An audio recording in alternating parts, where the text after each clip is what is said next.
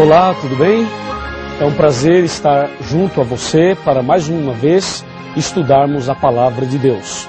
O tema de hoje é a Bíblia Sagrada e o Grande Conflito.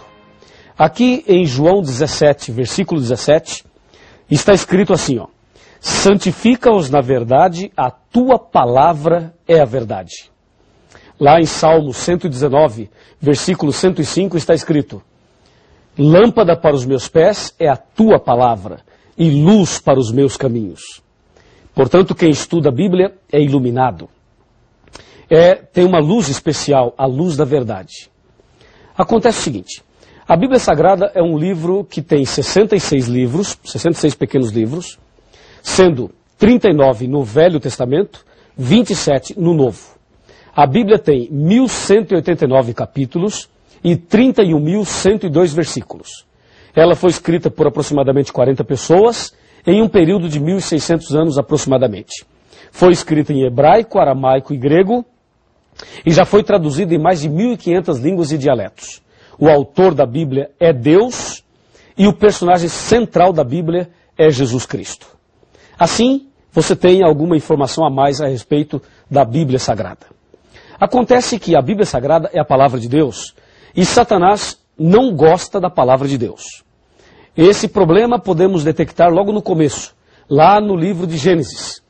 Em Gênesis capítulo 2, versos de 15 a 17, Deus disse a Adão e Eva: no dia em que comeres desse fruto, certamente morrerás. E lá em Gênesis 3, verso 4, Satanás, usando a serpente, disse: pode comer, que certamente não morrerás. Você percebeu que a palavra de Deus era: certamente morrerás. E a palavra torcida de Satanás foi: certamente não morrerás. Ou seja, Satanás acrescentou um não à palavra de Deus. E sabe o que diz Apocalipse capítulo 22, versículos 18 e 19? Eu vou abrir aqui a Bíblia e vou ler para você. Apocalipse 22, 18 e 19. Eu, a todo aquele que ouve as palavras da profecia desse livro, testifico: se alguém lhes fizer qualquer acréscimo, Deus lhe acrescentará os flagelos escritos nesse livro. E se alguém tirar qualquer coisa das palavras da profecia desse livro, Deus tirará a sua parte da árvore da vida e da cidade santa que se acham escritas nesse livro. Percebeu? Não se pode acrescentar e não se pode tirar nada. E lá em Gênesis, percebemos Satanás acrescentando uma palavra à palavra de Deus. E aquele acréscimo trouxe algum problema? Claro que trouxe. Ali, baseado naquele acréscimo de Satanás, surgiu a doutrina do espiritismo, de que a pessoa não morre. E isto tem trazido dificuldades hoje para muita gente, e hoje um dos temas mais debatidos é o tema da morte. Para onde a pessoa vai depois que ela morre? Vai para o céu? Vai para o inferno? Vai para o purgatório? Vai para o mundo dos espíritos? Vai para o seio de Abraão? Vai para o cemitério? Para onde vai? Fica flutuando? Reencarna? Não reencarna? E aí? Veja, toda essa questão que eu acabei de colocar foi despertada e foi colocada aí a partir daquele momento em que Satanás, usando uma cobra, disse a Adão e Eva: certamente não morrerás. Quando as pessoas acrescentam alguma coisa ou tiram alguma coisa da palavra de Deus, consequentemente teremos problemas. Durante toda a história, Satanás sempre tentou mexer, mudar, atrapalhar a palavra de Deus. Nos nossos dias, podemos perceber a sutileza de Satanás ao tentar mexer na palavra de Deus. Vamos analisar isto com bastante carinho, com bastante atenção. Me acompanhe aqui no raciocínio desse ponto do tema. Hoje existem muitas versões da Bíblia, muitas traduções da Bíblia, não é verdade? Existem tantas versões que você pega um versículo e analisa em várias versões, e se não tomar cuidado, uma ou outra parece não traduzir corretamente aquele texto. Aquele texto do hebraico, ou do aramaico, ou da língua grega. E parece que alguns versículos ficam assim meio que no ar. Algumas pessoas tentam interpretar o versículo, e aí complica mais ainda. Por exemplo, há algumas Bíblias aí que quando você pega Apocalipse 1, versículo 10, ali diz: fui arrebatado em espírito no dia do Senhor. Só fala isso, não diz mais nada. Aí algumas pessoas colocam no rodapé lá embaixo da Bíblia, dizendo, o dia do Senhor é o domingo. E já colocam ali o seu ponto de vista. Dessa forma, as pessoas começam a tentar mexer no texto sagrado. Isto não pode. Outras traduções tiram algumas palavras. Por exemplo, a tradução Novo Mundo. A tradução Novo Mundo da Sociedade Torre de Vigia, quando cita lá João capítulo 1, versos de 1 a 3, e diz, no princípio era o verbo estava com Deus, e o verbo era Deus. Depois no verso 14 diz, e o verbo se fez carne e habitou entre nós. Aquele verbo é Jesus. E Jesus é apresentado em João como Deus Criador. Mas na Bíblia, a tradução Novo Mundo, está escrito assim, ó, no princípio era a palavra estava com Deus, e a palavra era um Deus. Esse um entre colchetes, e esse Deus com D minúsculo. Colocando Jesus como uma criatura, e não como Criador. Além de ser pecado isto, é uma blasfêmia, e com isto há também o problema de mexer na palavra de Deus. E assim, existem outros casos que não temos agora condições e tempo para abordar todos eles. Você já pode perceber que Satanás está também lutando nesse grande conflito contra a palavra de Deus. E uma das coisas que o inimigo é especialista é tentar levar as pessoas a criarem uma falsa interpretação. Hoje, em nossos dias, existem cerca de 36 mil religiões do ramo cristão. E cada religião fala uma coisa. Cada religião tem uma doutrina, tem um pensamento. E por que existem tantas religiões e a cada dia surgem novas? Justamente porque as pessoas leem uma coisa e entendem outra.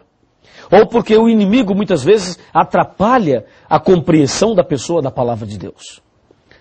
E por isso nós temos que tomar bastante cuidado e prestar muita atenção e ler a palavra de Deus sempre com muita oração.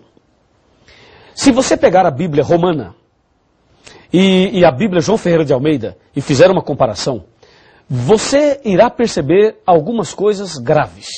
Eu vou lhe mostrar algumas delas. Me acompanhe.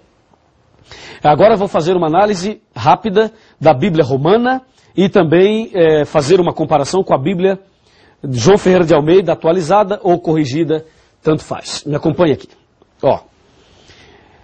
Na palavra de Deus, eu já disse, ela tem 66 livros, certo?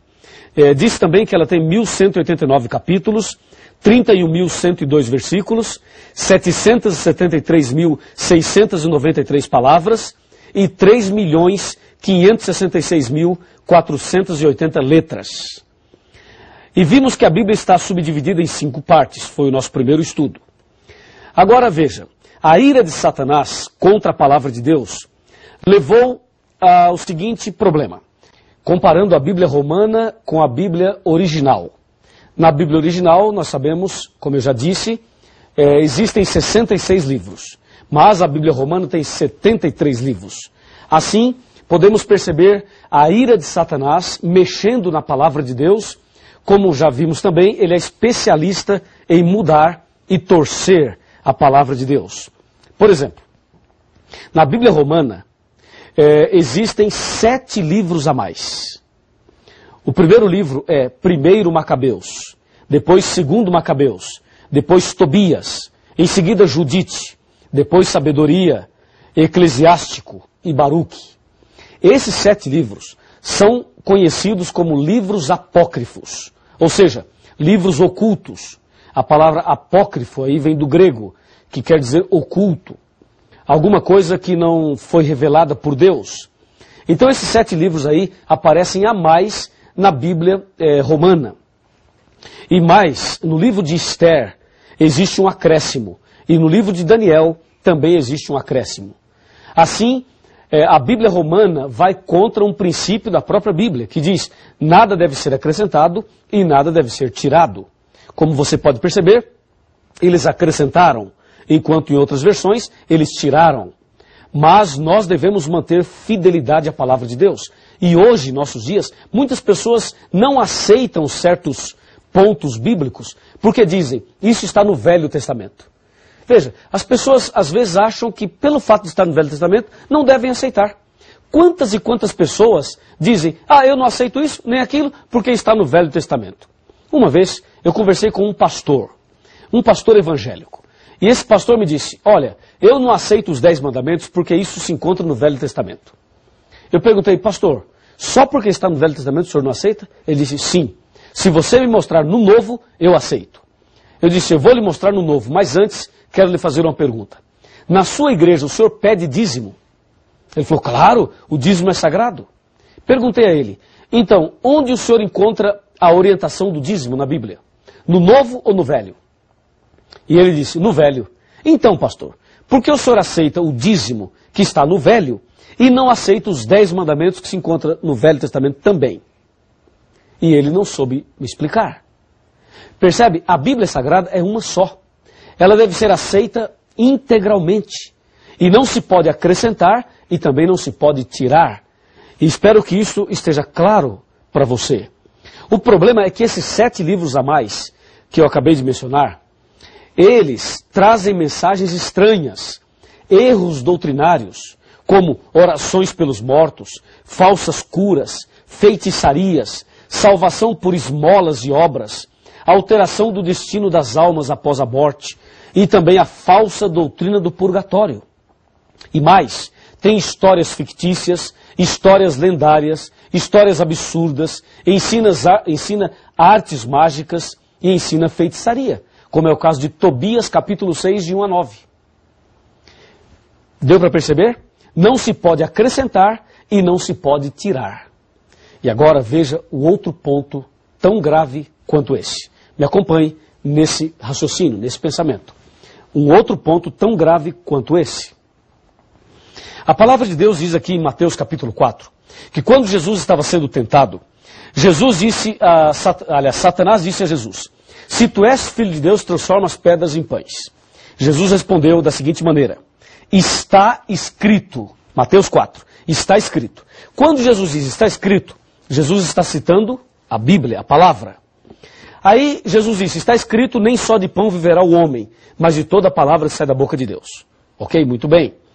Aí na segunda tentação, Satanás percebeu que Jesus disse, está escrito. Então na segunda tentação, no versículo 5, diz assim, ó, então o diabo o levou à cidade santa e colocou-o sobre o pináculo do templo e lhe disse, se és filho de Deus, atira-te abaixo, porque está escrito, aos seus anjos ordenará a teu respeito que te guardem, e eles se sustentarão nas suas mãos para que não tropeces em alguma pedra. Você notou que na segunda tentação o diabo disse, está escrito? E aí Jesus rebate essa tentação no versículo 7 dizendo, respondeu-lhe Jesus, também está escrito, não tentarás o Senhor teu Deus. Você notou que em um texto o diabo diz, pula Jesus, porque está escrito que Deus vai te proteger. E Jesus rebate dizendo, mas também está escrito. Eu pergunto, quem estava certo, Jesus ou Satanás? Satanás ou Jesus? Quem estava com a razão? Claro que você vai dizer, Jesus está com a razão, e eu também digo isso. Mas você diz que Jesus estava com a razão só porque o outro é Satanás? Ora, Satanás usou a Bíblia, não usou? Jesus usou a Bíblia também, não usou? Claro, os dois usaram a Bíblia. E como você sabe que Jesus está certo e o diabo não, se os dois usaram a Bíblia? Quer ver? Para complicar um pouquinho mais. Imagina, tira Jesus, tira Satanás do contexto aqui, do cenário aqui, e coloque uma religião no lugar de Jesus e outra no lugar do diabo. Uma usa a Bíblia e diz, é assim. A outra usa a Bíblia e diz, não, não é assim, é assim. E aí eu pergunto, qual das duas está certa? Percebeu? Aí a coisa começa a se complicar. Então aqui, nesse caso da tentação de Cristo, nós percebemos de forma bem clara o que acontece no mundo religioso. Nem todo mundo que usa a Bíblia está falando a verdade. Nem todo mundo que está no púlpito pregando a Bíblia ou em algum outro lugar possui a verdade. Você vê, o diabo usou a Bíblia e eu pergunto, ele estava certo? Não, não estava. Jesus usou a Bíblia e Jesus estava certo. A pergunta é, por que Jesus estava certo e o diabo não, se os dois usaram a Bíblia? É simples, é que Jesus usou o texto dentro do contexto e o diabo usou o texto fora do contexto, totalmente fora.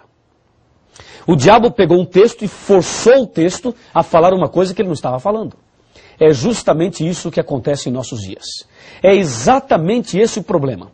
As pessoas hoje, muitas delas, usam o texto fora do contexto. Só para você ter uma ideia, uma vez eu estava ouvindo um programa de rádio e o pregador dizia assim, ó, o Salmo 23 fala, preparas uma mesa perante mim na presença dos meus inimigos. Sabe o que esse pregador fez? Mandou fabricar uma mesa e colocou uma toalha branca sobre a mesa e deu envelopes para as pessoas e disse para as pessoas, coloquem os seus pedidos sobre a mesa, porque Deus diz, preparas uma mesa na presença dos meus inimigos. E diz ele, sexta-feira tal, nós iremos aqui fazer oração forte na presença do inimigo e Deus nos dará a vitória, porque está na Bíblia. Você percebeu? Ele pegou um texto da Bíblia, torceu o texto e fez o texto falar uma coisa que não está falando para tentar convencer as pessoas a darem dinheiro e a fazer a campanha que ele queria fazer. Isto aí é usar o texto fora do contexto. Porque quando o salmista, no capítulo 23, fala, preparas uma mesa na presença dos meus adversários, ele não manda você fabricar uma mesa. Mas ele se refere ao que acontecerá no momento da perseguição. Esse Salmo 23 vai se cumprir na época da perseguição. E as pessoas torcem o texto, como esse exemplo que acabei de dar. Meu amigo, a palavra de Deus é uma lâmpada para os nossos pés. É uma luz para o nosso caminho. Quem estuda a Bíblia jamais será enganado, jamais será confundido. Agora, aproxime-se aqui de mim. Chegue bem pertinho aqui de mim, que eu vou te dizer algumas palavras importantes dentro desse assunto, dentro desse contexto. Pode chegar um pouquinho mais perto. É o seguinte. Se você examinar a Bíblia, se você se apegar cada vez mais à palavra de Deus, saiba de uma coisa. A luz da verdade brilhará no seu coração e as trevas serão banidas. E vai se cumprir na tua vida o que está na palavra de Deus. Lembra? Conhecereis a verdade e a verdade vos libertará. Então, não deixe que o engano tome conta de você, mas permita que a verdade ilumine a sua vida. Se você assim deseja, então feche os seus olhos e vamos conversar com Deus.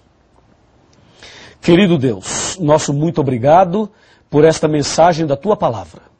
Ajuda-nos, ó Deus, a andar nos Teus caminhos e que a Tua Palavra seja estudada cada dia e que a verdade que encontramos nela possa ser colocada em prática por cada um de nós.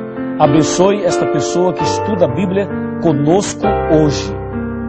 Nas Tuas mãos eu me entrego. Em nome de Jesus. Amém.